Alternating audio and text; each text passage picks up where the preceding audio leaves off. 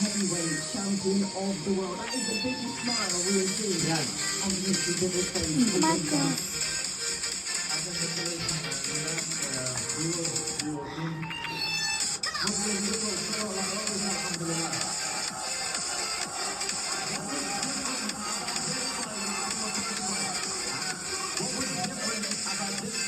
From the first fight.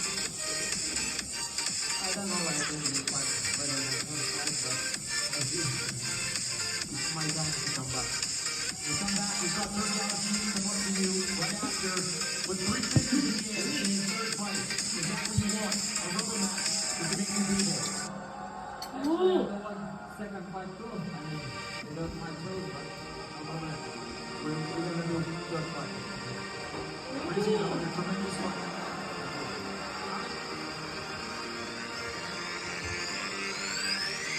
It was a brilliant fight, and the crowd won again.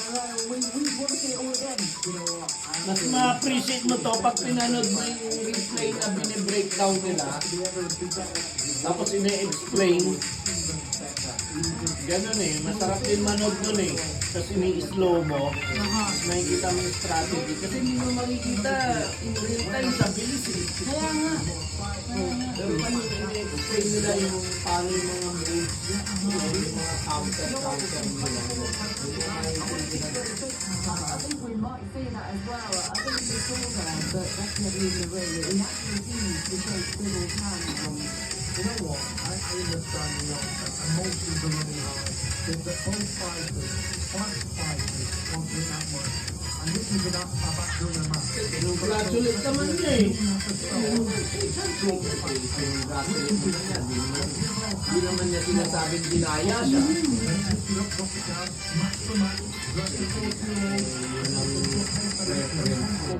that's what it is. Towards the end, round 9.